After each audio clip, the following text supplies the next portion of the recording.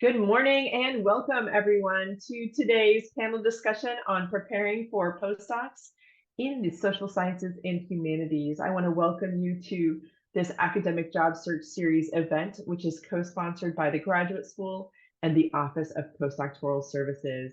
My name is Melissa Bostrom, and I am the Assistant Dean for Graduate Student Professional Development here in the Graduate School. And I am delighted to introduce our panelists today, Danbee Chon, who is a 2022 PhD in Business Administration, and she's currently postdoctoral fellow of organizational behavior at Stanford Graduate School of Business. Welcome, Danbee. We have next on our list Tori Lee, purely alphabetically, also a 2022 PhD in classical studies, who is a postdoctoral fellow at Boston University. Welcome, Tori. And finally, we have Meghan Woolley, who is a 2022 PhD in history, and she is a postdoctoral research associate at the Purdue University Writing Lab. Welcome, Meghan. So we will get started with a list of questions for all our participants at first. And several of you were kind enough to share some questions in the registration, so I have those integrated as well. But certainly as we go along, feel free to post some questions in the chat or raise your hand if you'd like to follow up live on video. So to get started, I'm going to ask our panelists to just tell me, and we'll just go in alphabetical order this first time. Can you tell us about your current position and what is expected of you as a postdoc? Do you do teaching? Do you do presentations? Are you mentoring and advising students? And how does a postdoc look different than a faculty position at your institution? So I guess if we're going alphabetically, I can start. So my postdoctoral position, and there are a lot of variety. This particular position at the Stanford GSB involves organizing a seminar series. This is a very research-oriented position, and they advertised it this way. So my primary duty is to work with the faculty and to some extent doctoral students in the department. So that's I think that's a little bit rare. I've heard of other positions that require lab managing or different aspects, but for my own role, I think it involves pretty much doing research with the faculty in the department. How I think it's different from the doctoral student status in the sense that I think I have a bit more autonomy. So for example, like I have my own research budget, and the research budget for social sciences, especially in my area, covers participant payment as well as travel. So that is really different, where I think as a doctoral student, you were often under the guidance of a specific faculty member where you're doing projects, but all of my projects right now are collaborative, but I could have my own completely independent project. That being said, I am a little different from faculty in that I don't join their official meetings. I have been invited to meet with speakers as a faculty capacity, in the sense that, I can sign up for my own slot and everything, but I don't join in on their official department meetings as a faculty member. Yeah. Terrific. Thank you. So my postdoc is part of a society of fellows. So I am one of a cohort of 5 postdocs around the humanities and social sciences. And then I also have an office and seat within my own department in classical studies.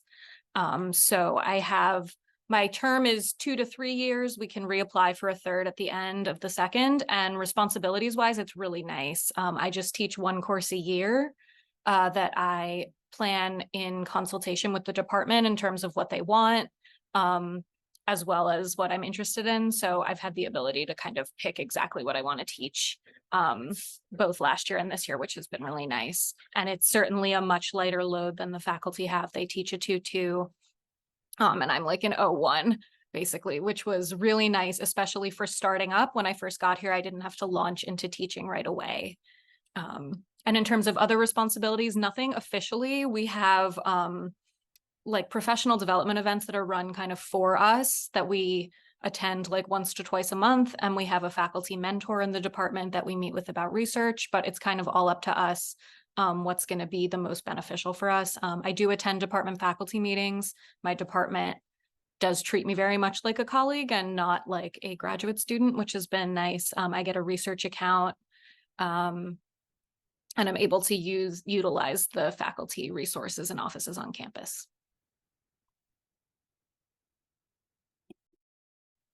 My postdoc is based at a writing center at Purdue, so it's a little bit of, I think, a slightly unusual mix of things. My job's split, it's based on a 40-hour per week model. 20 hours of those week, I do one-on-one. 20 hours of those 40, I do one-on-one consultations with students, undergrad and graduate students. Then 10 hours I'm meant to spend on programming. That's pretty flexible for me to choose what I want to get involved in. Mostly I've been spending it developing and facilitating workshops for graduate students. And then the final 10 hours are for my research. And that can be, I do some work in writing studies, so more related to the writing center world, and also research, in my own field of medieval history.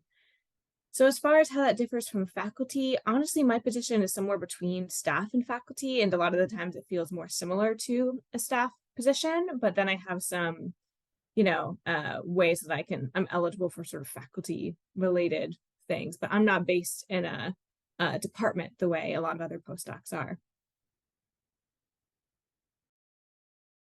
And we had a related question, which was, how would you say your research time now in your postdoc position compares to the amount of time you could dedicate to your research when you were a graduate student?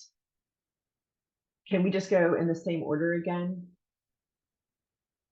Yeah, I think so. Since my position is like predominantly research, I would say that I'm spending this is a little rare. I had to TA as a grad student, obviously, but now like I'm not TAing at all, and that has been really nice.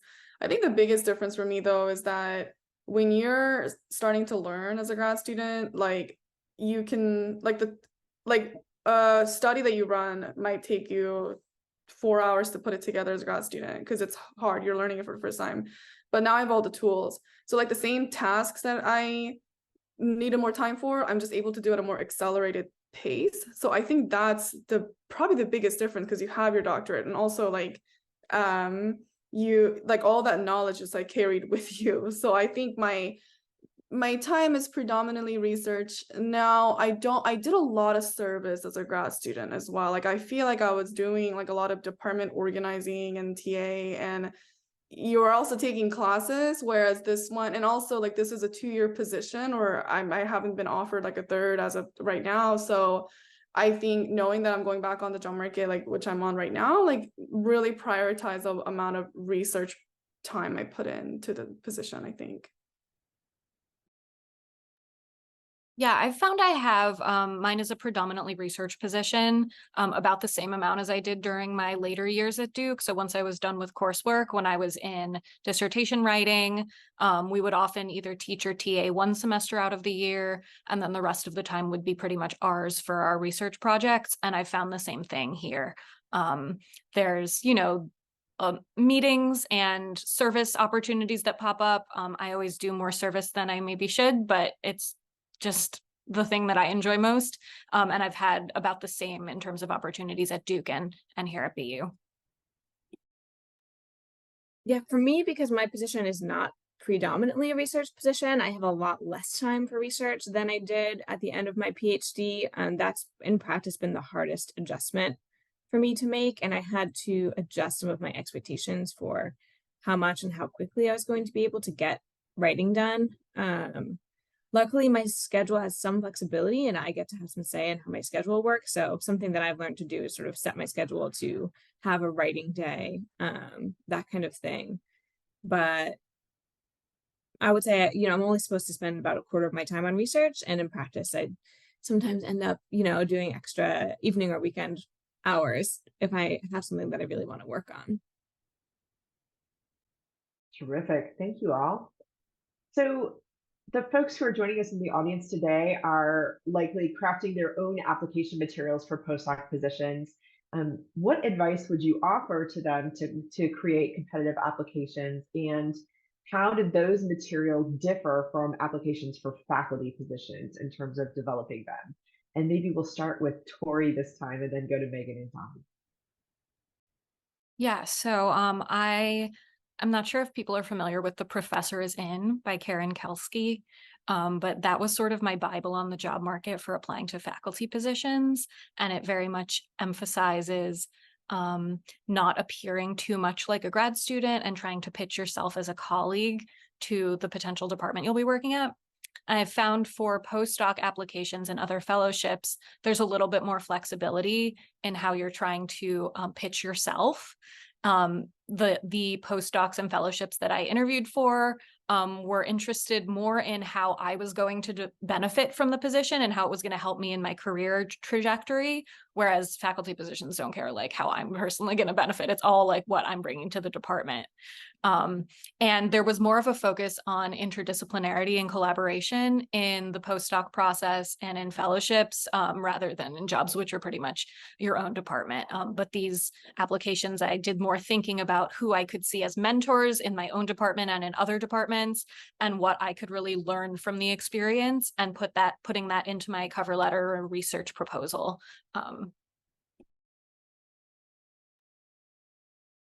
Yeah, I'll say something that I assume is probably something you're all already hearing, which is just the importance of tailoring to the job ad, thinking about, is there a theme that the postdoc relates to, speaking to that theme, or emphasizing how you're interdisciplinary.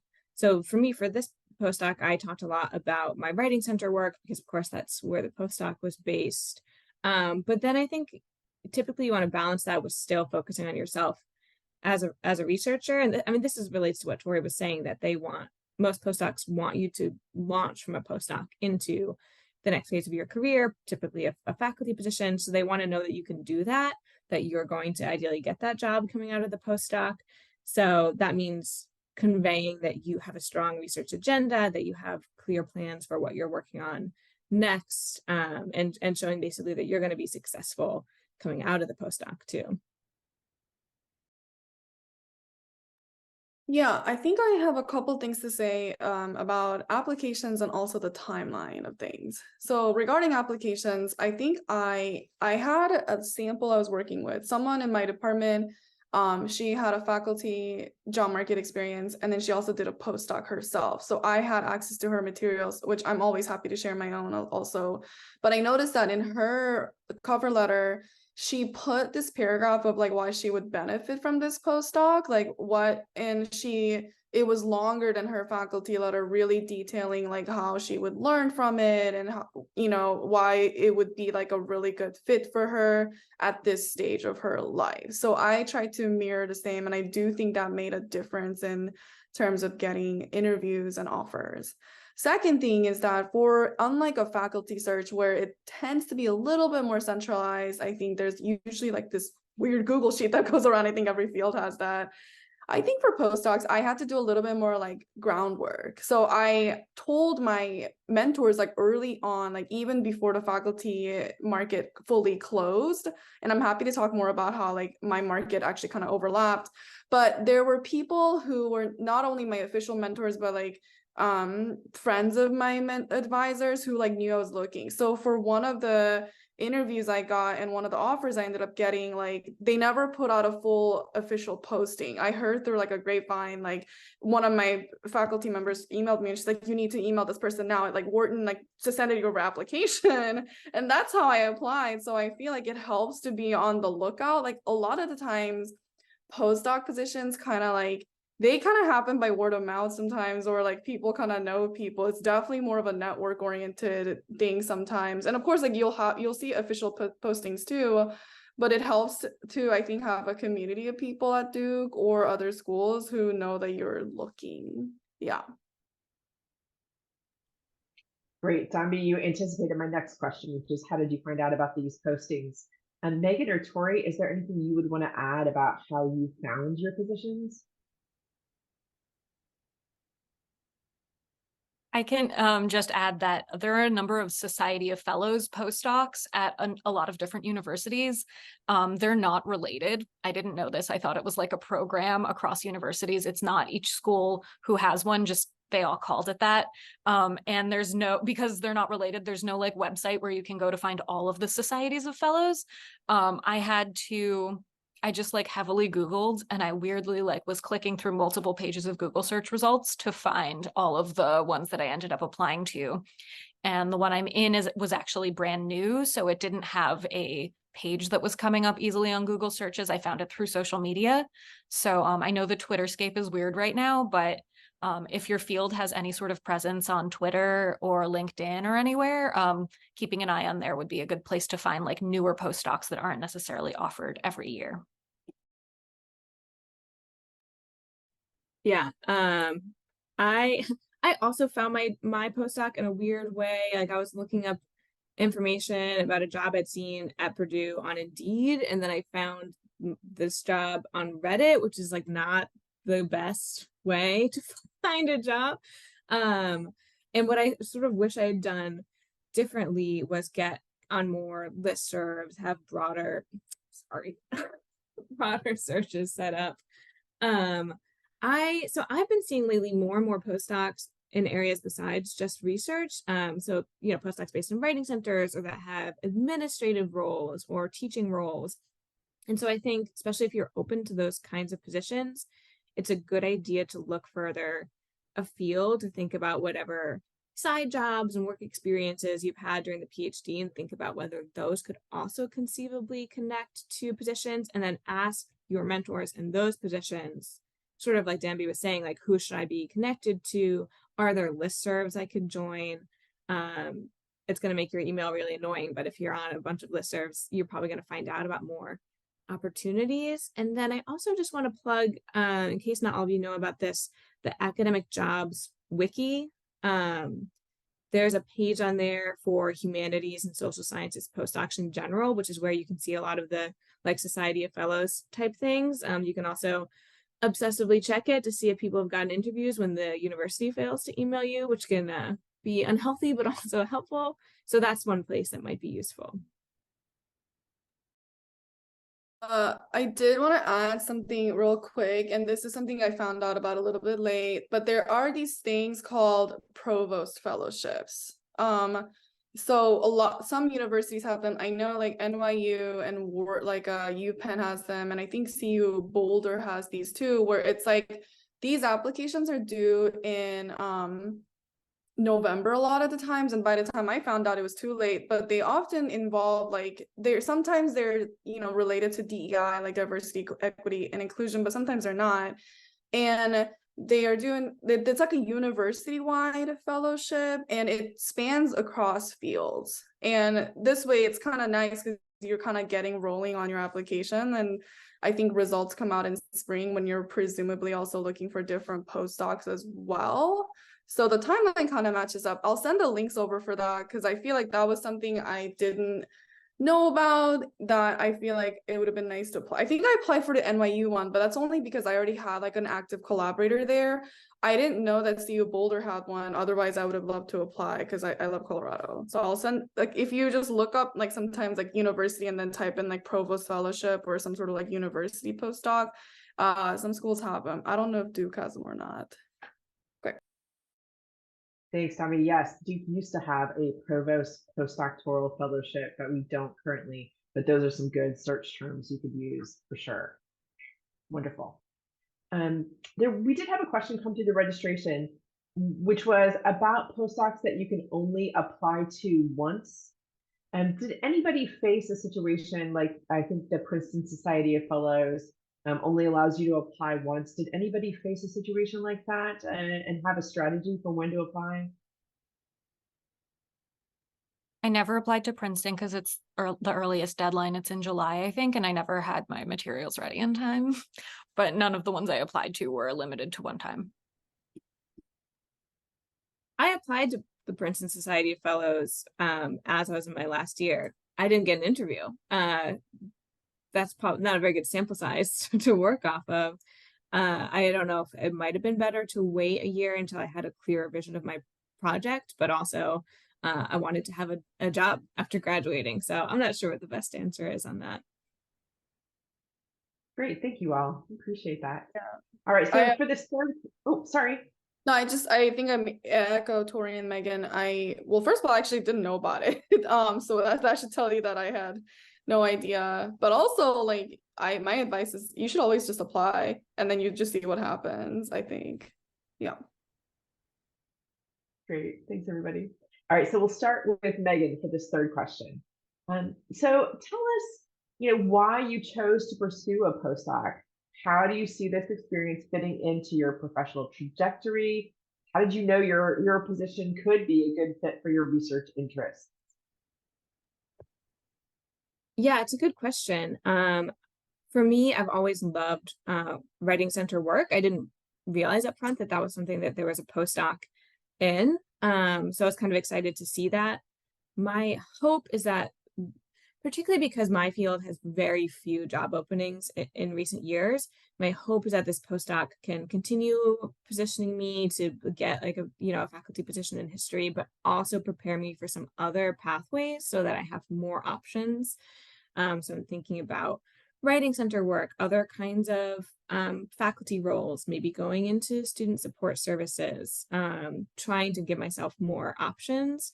And then also as I'm in the postdoc, I'm also trying to think strategically about, okay, how can I build skills for these other paths? How can I market them in job applications? So just thinking about things like, okay, when I run graduate student workshops, I could market that as, I'm mentoring graduate student research, which I would do as a faculty member. So that's one way to maybe think about postdocs, not just can I get more time for research, which is great, but also what other skills can this give me that might widen my opportunities going forward?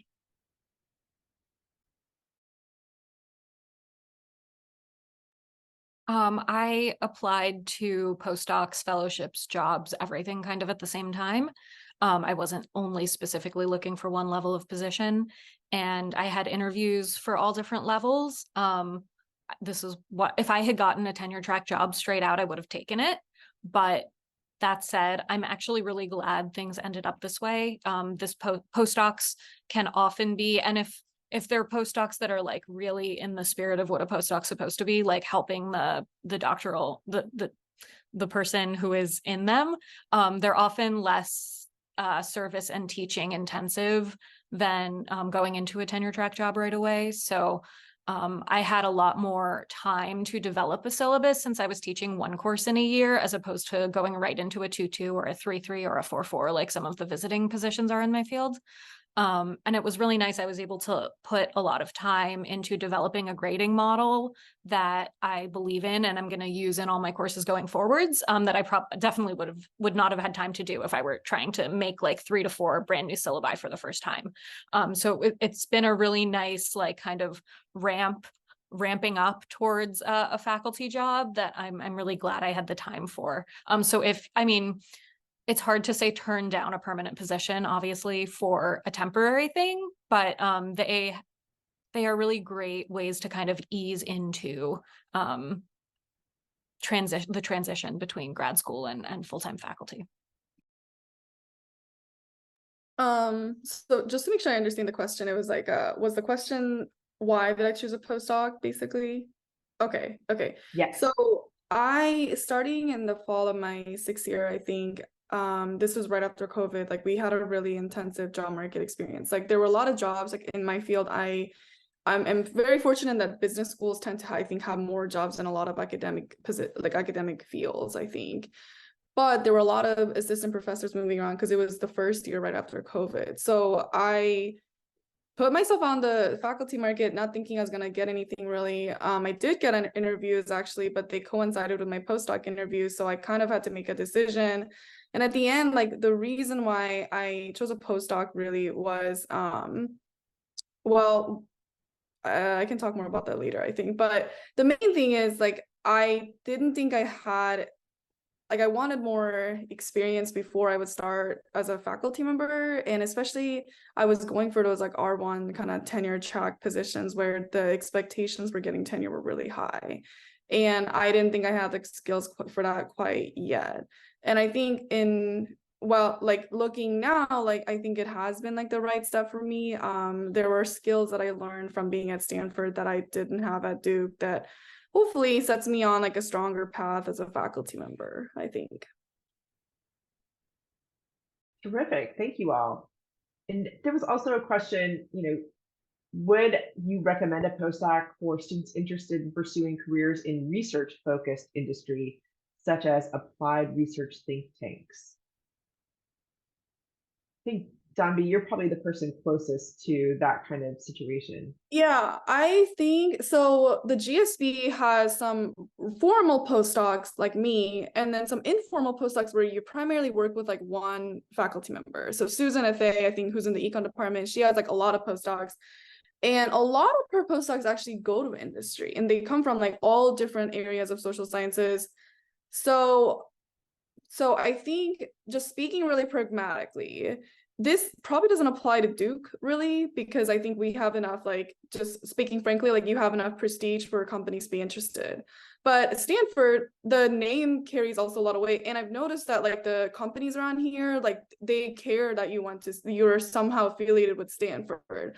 And it somehow sets off this like really beautiful, like growing network of people. Oh, because I think, especially if you do a postdoc in like a very popular industry oriented city, I think that can help you grow your network. And there are sometimes other postdocs who have done a postdoc and gone on to industry positions, or they know doctoral students who have. So I think if you're deciding between like an industry offer and a postdoc, maybe that's a little bit unclear. But I also have seen people translate the experiences they have learned here, especially if your postdoctoral advisor or person you work with is very known to be really open to their postdocs and doctoral students going to industry.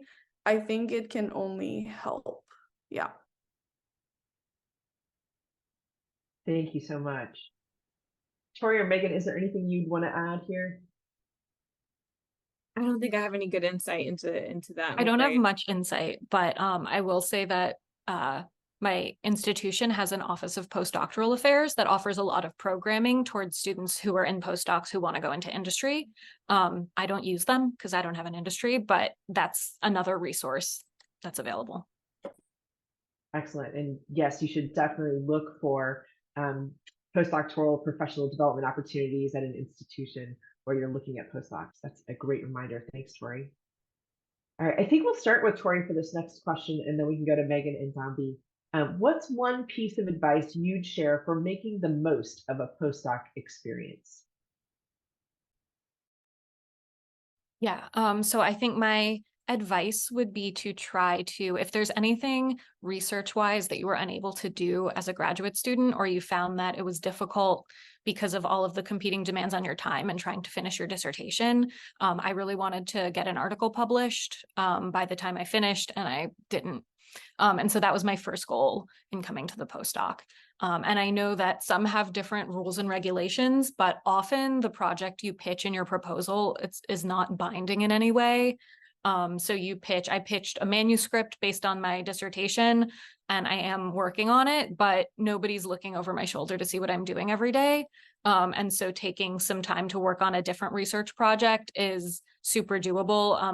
I guess my advice would be, don't feel like you have to be stuck to what you proposed in your application. Mentors are happy to work on whatever sorts of projects you're interested in during your time. Yeah, I think what I'm going to say will align nicely with what Tori said, which is I would think about what your goals are for the postdoc. For me, so my position is 3 years. So before I started, I sat down and I made myself a little 3-year timeline and sort of reverse engineered, okay, what would I like to have going out to the job market? I want to get an article out. Maybe I want to try to start getting a book contract in the works. Whatever your goals are, think about what you need to be doing when to work towards those. And then, think about other goals too. I think when you're a postdoc, depending on your position, you can be sort of left floating on your own, or it can be really easy for you to get pulled into a faculty member's orbit following their priorities. So I think about, are there skills that you want to develop? Is there training that you want to do? Is there something that you want mentorship on? And then just ask for those things. And also, along with that, ask for money. Tori and Danbee, your positions, it sounds like, come with a research budget, which is amazing. I don't have a research budget, but there is money that I can ask for. And it took me a little bit to realize that was available. and I needed to ask for it, and I could ask for it from a few different sources. So I would sort of like find out what those resources are in your department and at the university. And if there's like a postdoc organization, if there's faculty funding you're eligible for, if there's travel funding that, you know, is accessible to you, whatever it is, just like keep asking for whatever you need, and especially for money. So I have a couple things. I think my answer kind of depends on what you want after your postdoc as well. So for me, like I wanted that, like I knew what my goal was at the time. And so there were these different faculty members. I would say that like at this point, like you've been a doctoral student for, you know, you would have presumably you would graduate and you have a doctorate. So you know what kind of advising style works for you, and you know the pluses and minuses of your doctoral advisor. I was looking for people who could fill in the gap of what my doctoral advisor at Duke didn't have. So for example, like my doctoral advisor is extremely famous, successful, super warm, the most loving and warm person but he doesn't know how to take like an empirical project to publication. So, and I know I have to move fast. So when I came to Stanford, I spoke with a lot of doctoral students. I got a lot of intel. I really embedded myself into the community as a friend. And I spoke with a lot of students to figure out what is the advising style, because I don't have 5 or 6 years anymore to figure out whether this person works with me, whether this person's style works for me. So there are some faculty at Stanford that I can tell, like, we have a lot of research overlap. I love talking to them, but you know, they're really senior and tenured. They're not interested in publishing fast or like keeping it really moving. So my postdoc advisor, I sent him an email and he told me one time, if I don't respond to you within 24 hours, like you should assume I'm dead. And I was like, what? But okay, like that's awesome, right? Because I have to move fast. So he's available and willing to be there for me in that way and like teach me stuff, like, you know, in a timely manner instead of acting like I have all this time in the world. So like, I think the biggest thing is like whoever and it sounds like maybe for Meghan, like, I don't know if you have a direct supervisor or like Tori, like, you know, but whoever you decide to spend your time with, you're at a new institution, so you're not going to know them well, and there's going to be pluses and minuses, but try to get the most amount of information before you get to the institution by talking to people like in the department, in the community, because how you spend your time, I think, will determine how you feel during your postdoc. And then the second thing, this is about well-being, but sometimes like department, like they forget that postdocs exist. So sometimes I'd get left out of like listservs and emails. So I would have to I had to be really entrepreneurial and I keep asking, and that process really sucked. And leaning into my postdoc friends who like understand what that experience is like is really helpful. But remember that it's not personal. This gap between like faculty and student, like, and the staff sometimes forgot who I am too. So just recognizing that because this by nature is a very transient position, like it's not really personal, but just keep putting yourself out there. So yeah, I think to summarize, my biggest advice on like how to do, or like how, and I don't know if I did well, right? Like I haven't placed after my postdoc, but what I think would lead to maximum happiness for you during the postdoc, at least your first couple of years, is to accrue as much information as you can about the department or area or whatever you'll be joining, and then figure out what needs did you not get met during doctoral that you want to get met at your postdoc, and do your best to identify that and then get those met. And then 2, try to not take it personally when sometimes people don't know what postdoc means, or if they forget you, because there's a lot of different ways, and find a community who understands what they're like. Like I had a counterpart, and you know, it was really helpful being friends with someone who understood what I was going through. Can I add in one more thing? Please. And this might actually be a counter to all the other things I was just saying. We're talking about, you know, prioritizing what you want to get done. But also I think it's important, if you get a postdoc, to also give yourself some time to adapt, especially in that first semester, to be a little bit gentle with yourself, to maybe ease the expectations for how much work you want to get done in that first semester, because you are just going to need time to get to know a new institution, to hopefully make some friends, to get settled in. So I don't know, I think keep that in mind too.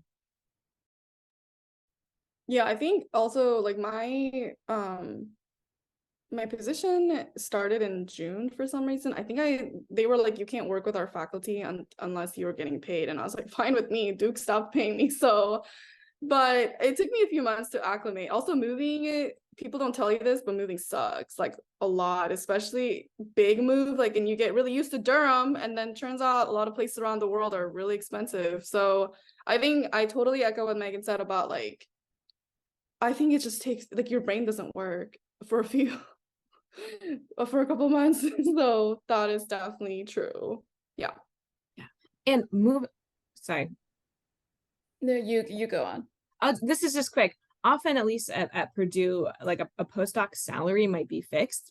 Your department may or may not have flexibility to adjust that salary, but you can negotiate for moving expenses a lot of the time. So if you get an offer, never a bad idea to ask for moving expenses. Okay, I have a question. How much do you work as a postdoc scholar? So I'm in the last year of my PhD program and I'm applying for jobs and postdocs. And whenever I talk to friends of mine who got a tenure track job and are still in their early years of like being an assistant professor, they tell me that, you know, they don't work as much as they did as a graduate student, right? So once you have a job, like you can actually think of your work as being a 9-to-5 job. And it's almost impossible to think about your work in those terms when you're a graduate student. So it seems like, and this may be different for different people and for different fields, but from what I gather, like when you are an assistant professor, you work substantially less than you do as a graduate student. And where does, like, assuming that that is true, and like you can contradict me on that, but assuming that that is true, where would you say postdoc fits within that spectrum? I would say in my field, at least, assistant professors, I imagine, work way more than I did as a graduate student. Yeah. Because they're teaching a full load of courses, and I was only teaching one at a time, if that. So my research, like, you know, it wasn't necessarily 9-to-5, but I was making my own research hours all the time. So like I worked on weekends a lot, but I didn't have to do that. Whereas assistant professors have to be doing the same amount of research plus teaching plus service. It would seem like a lot more to me. That said, I think the postdoc that I'm in currently is much closer to graduate student level, because I'm only teaching one course a year. And whatever service responsibilities I take on, I've chosen and aren't mandatory. But I'll let others share.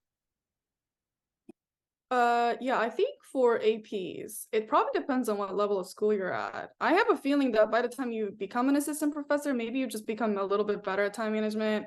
But I think I have very rarely heard that assistant professors work less than they did as a grad student, because the school puts so much. If you're at an R1, then you're going to be going crazy trying to get tenure with publications. If you're at a more balanced school, then you're going to be teaching a lot. So you may have become happier and you've figured out how to not make yourself feel guilty if you need a break. And like that's something you learn during your doctoral, like PhD student status, like how to manage your time, like how to not feel like you have to be working 80-hour weeks. You can work like a solid like 45 and be happy with yourself. Like that's important.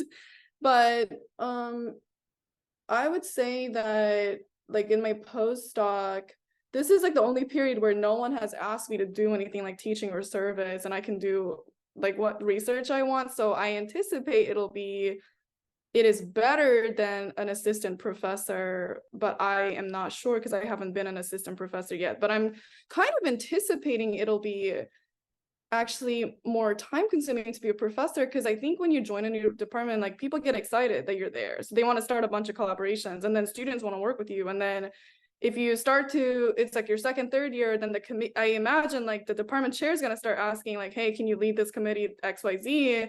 So my impression was actually like, it's a lot harder to be faculty than a postdoc time wise. In fact, that's where you want to really lean into time management skills that you would have accrued by this time. But I think that's different than feeling like no one wants you to feel constantly stressed all the time. It's just managing it differently. And yeah, and I think it really depends, I think, on what kind of school you're a professor at. Yeah, I'll just echo the same. My position officially is 40 hours. I'm definitely not expected to work more than that. I think probably on a typical week I maybe work 45 to 50-ish, maybe like a smidge more during peak, you know, if I'm also working on job applications at sort of peak times.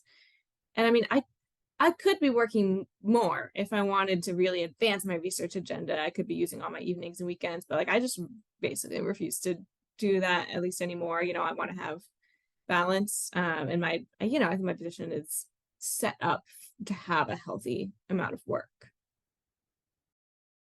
Yeah, thanks for answering my question.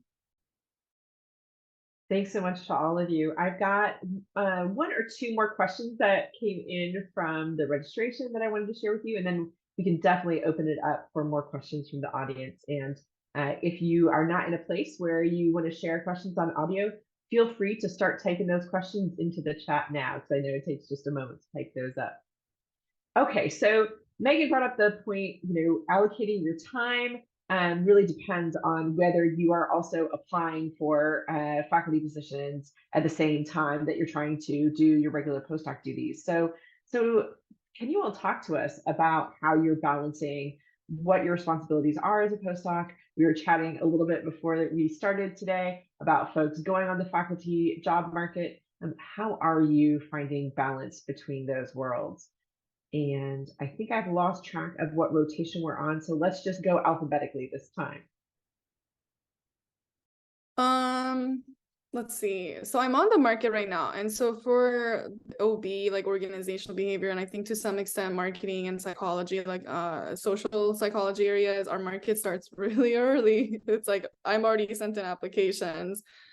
In terms of time management and responsibilities, I think my department has made clear to me that my job is to get a job. So there's a little things like the seminar series I'm supposed to organize, like I am a little bit more behind and I need to do it, but I think they're being relatively understanding. So my time division looks a little bit similar to how it was when I think I was a doctoral student, which is trying to submit to applications.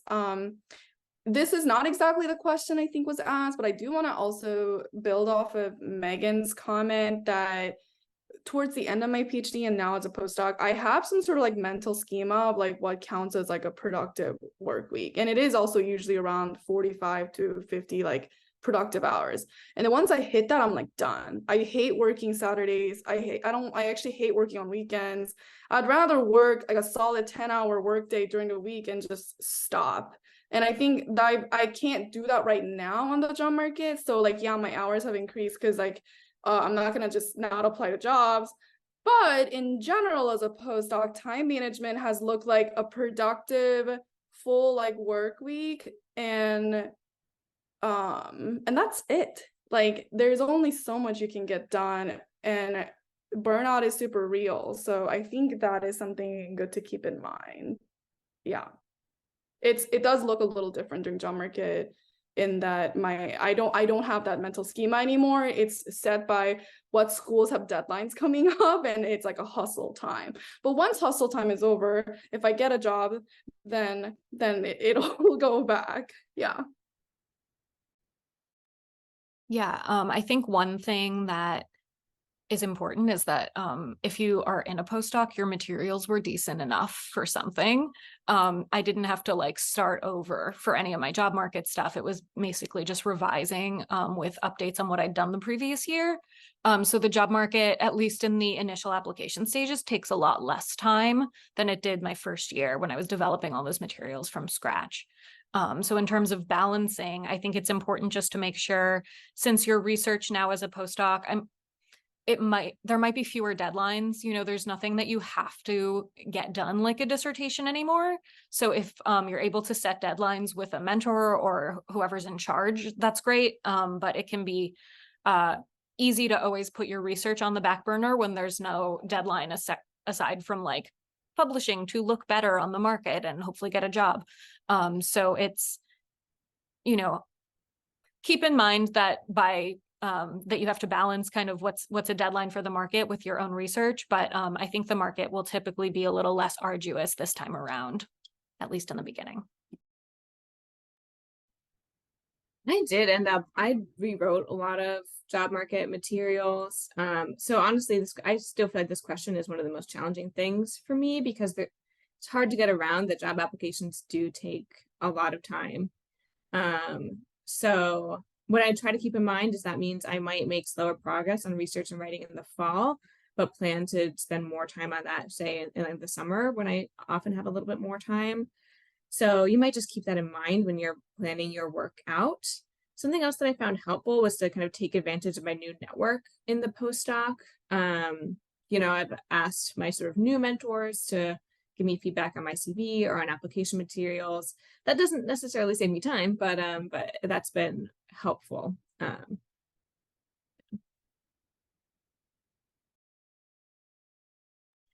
Terrific. Thank you all. So I see some questions starting to come into the chat. That's fantastic. And if anybody would like to ask any questions on camera, please use that raise hand function. That'll just keep us organized for today. Fantastic. So a question in the chat, can you talk a little bit more about what sorts of projects you're doing as postdocs and what you see other postdocs on your campus doing? And Meghan happens to still be lit up for me. So maybe we could start with Meghan and then go to Danbee and Tori. Sure. So some of the projects I'm working on are just the same sorts of independent research work I would also be doing as a graduate student. I'm working on revising a journal article right now. Working on a second journal article with a friend. I might be working on like an edited collection. I'm starting to work on a book proposal. So the same kinds of things you'll be doing as a faculty member. I've also had opportunities to do, like I ran a survey, I did IRB training, which I had never done before. So those are things that I had opportunities to do that I hadn't before. And I'm also doing a lot of like developing curricula for workshops. Those are things that Purdue will own, but that I at least have the experience in developing.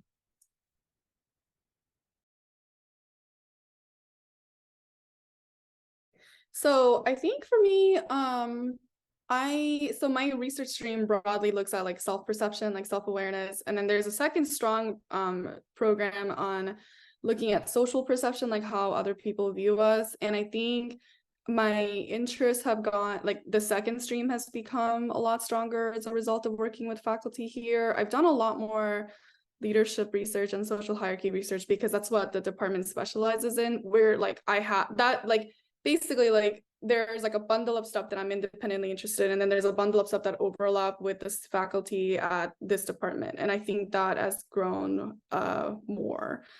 In terms of what other postdocs are doing, one, I think general way to think about it is that I've seen a postdoc interest like kind of blossom, where like maybe stuff that you didn't get to work on as much towards the end of your PhD, or maybe it's not like I personally started.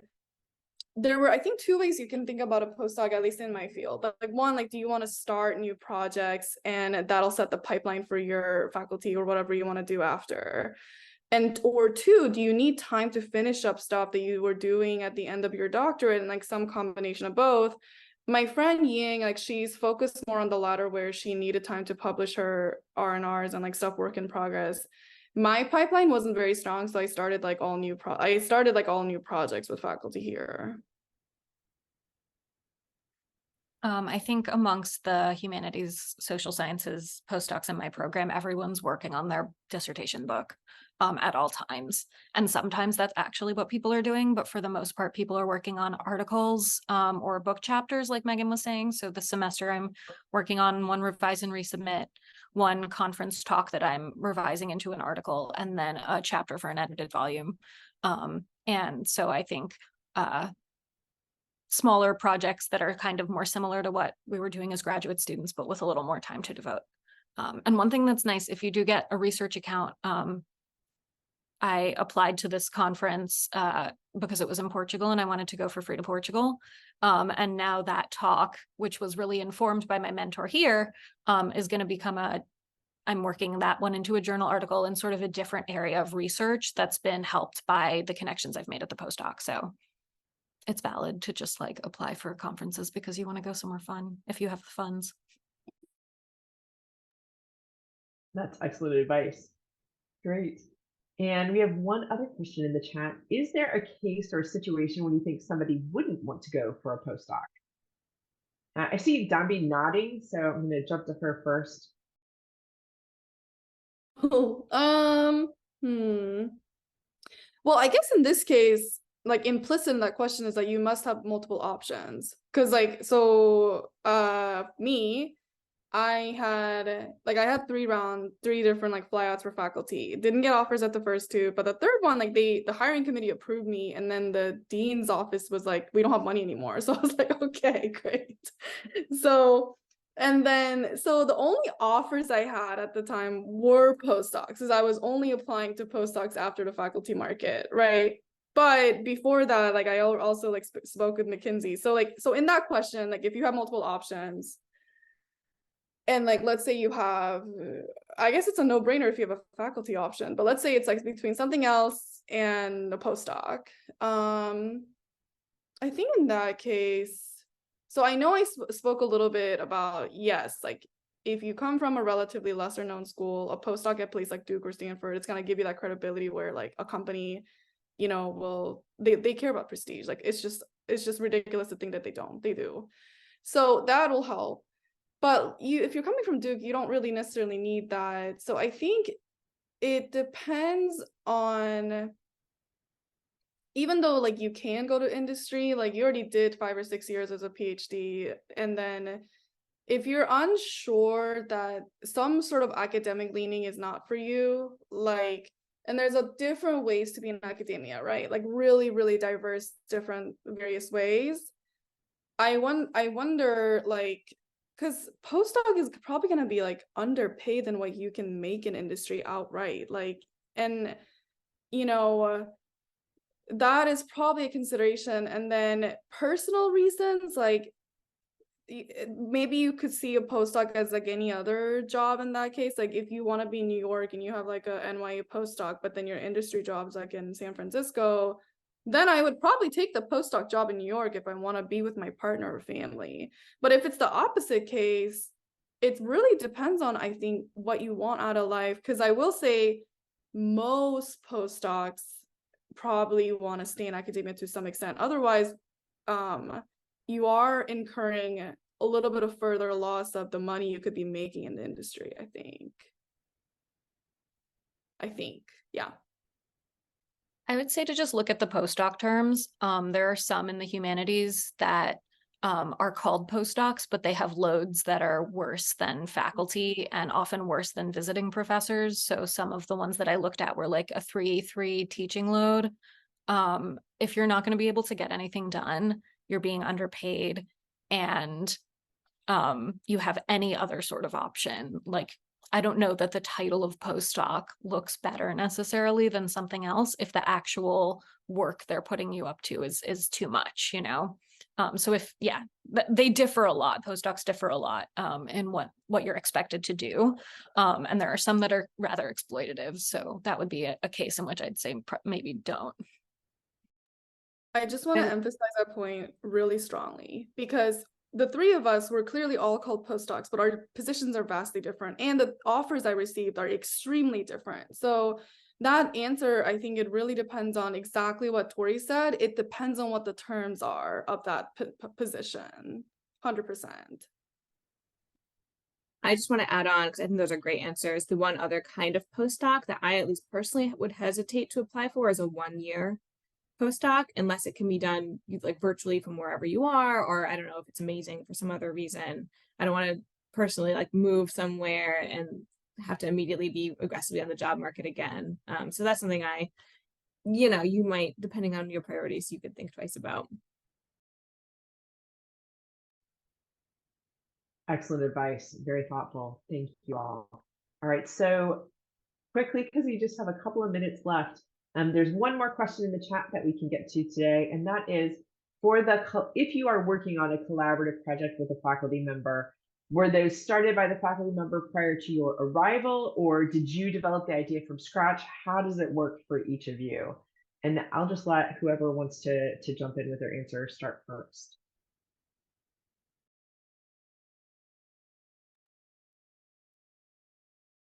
For me, they were ideas that I either started through conversations with faculty or brought myself. I think it'll depend on your discipline a lot.